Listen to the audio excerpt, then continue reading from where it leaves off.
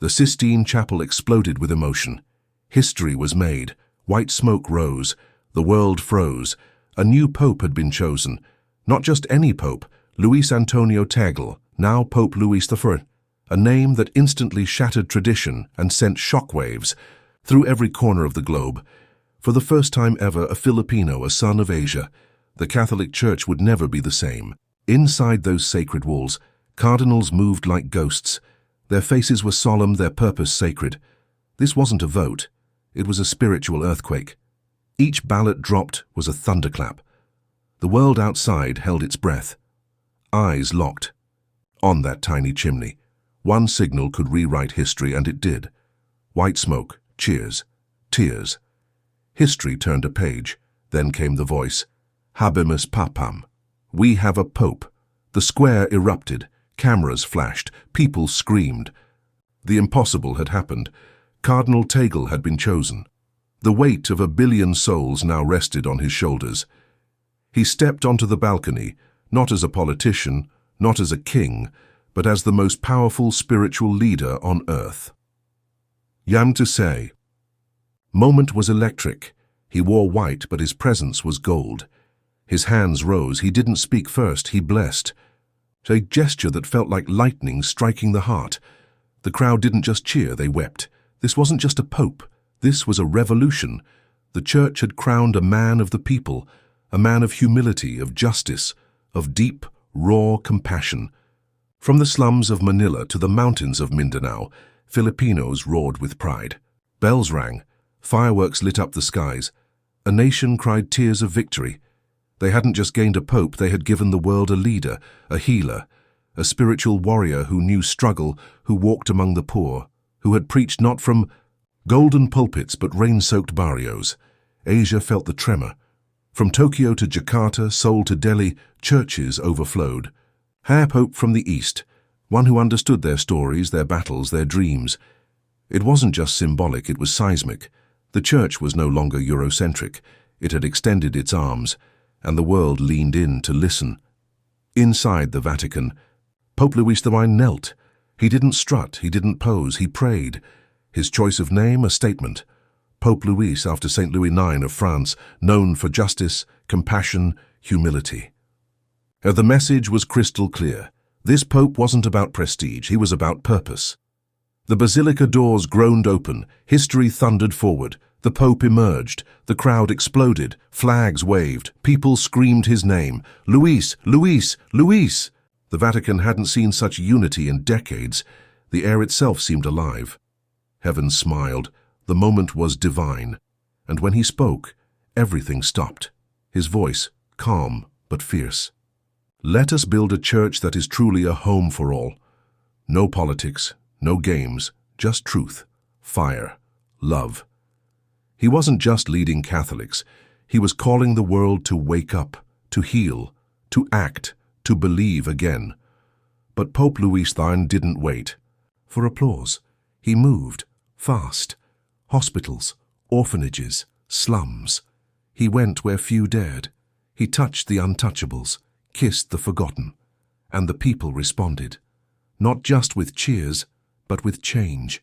His actions preached louder than any sermon. He broke rules, refused palatial apartments, ate with janitors, rode in modest cars. He rejected luxury, embraced simplicity.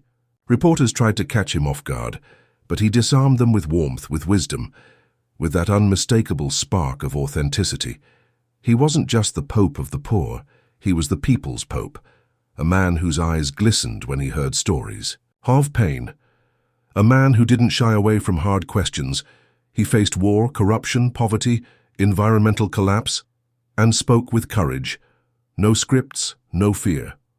Pope Louis XI challenged the powerful, called out greed, stood with refugees, defended the voiceless. His messages went viral, not because they were trendy, but because they were true. The world hadn't seen a spiritual leader like him in generations. Even non-Catholics watched, in awe. Muslims, Buddhists, atheists, drawn in by his humanity. World leaders lined up to shake his hand, hoping his integrity might rub off. His smile melted cynics, his presence softened hearts, and his papacy, unstoppable. In Latin America, Africa, Oceania, he became a symbol of unity, a pope who wasn't obsessed with doctrine, but with people, with real change, with building bridges. His speeches weren't about rules, they were about life, real life, raw, beautiful, broken, sacred life. He made the church relevant again. Youth returned. Disillusioned souls found hope. The church wasn't an institution anymore. It was alive. It breathed through him, through his touch, through his fire. He reignited a global faith. And through it all, he remained grounded. He visited prisons, hugged victims of abuse, sat with dying children. He didn't just bless the crowd. He entered it. He didn't preach from balconies. He walked the streets. The power of presence, the miracle of being human. Even the media, usually skeptical, couldn't ignore him. Headlines praised his authenticity. Networks played his speeches uncut. Commentators debated his courage. He wasn't chasing popularity. He was chasing purpose, and it showed. Everywhere he went, change followed. Corrupt officials were exposed. Forgotten communities received aid. His words shook parliaments. His prayers calmed riots. He didn't rule, he inspired. And in doing so, he rewrote the definition of leadership. His vision? A church that breathes mercy. A world that chooses compassion. A faith that touches the streets. He told believers, don't hide behind stained glass, go into the chaos. Be light, be truth, be fearless. His papacy was a revolution in real time, not with swords but with service, not with laws but with love. He didn't wait for miracles, he became one. He didn't ask for followers, he made people believe. The world watched and followed. Under Pope Louis I, the church marched forward, not backward, not sideways, forward, with clarity, with conviction, with compassion. As he stood again on that balcony, arms wide open, the world held its breath, not out of fear, but out of hope. The same man who once walked barefoot through floodwaters was now guiding the most powerful religious body on earth. And he hadn't changed. He had elevated everything around him. Pope Louis XIV didn't take the throne to reign, he came to serve, and in doing so he became unforgettable, a flame in the dark, a whisper of truth in a shouting world, a pope who didn't just wear white, but embodied light. This wasn't just history, it was holy, it was bold, it was Pope Louis I.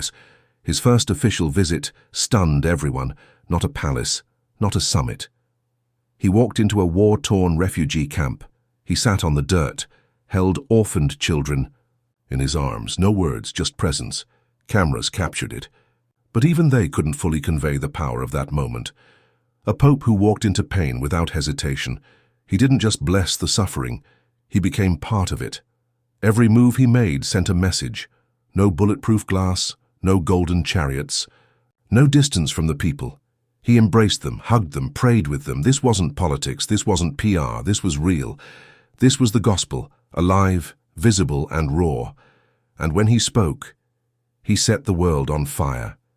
His speeches weren't soft sermons, they were battle cries.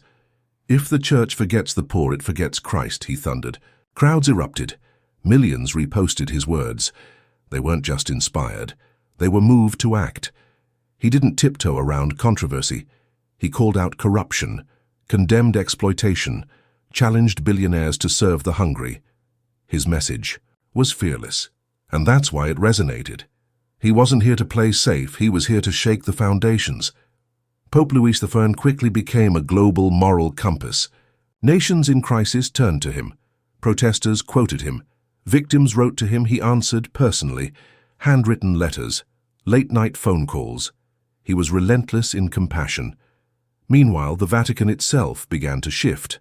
Gone were the days of cold bureaucracy. Under Pope Louis XIII, the church pulsed with energy. He appointed leaders who had walked with the poor. He cut luxury budgets, turned closed doors into open gates. Even hardened critics within the institution had to admit, this man had changed everything. And while he had legions of admirers, not everyone was pleased. Powerful elites grew nervous. Some wanted him silenced, others wanted him stopped. But he couldn't be intimidated. His answer was always the same. I serve God, not fear. Those 6 words echoed like thunder through marble corridors and political chambers. His presence,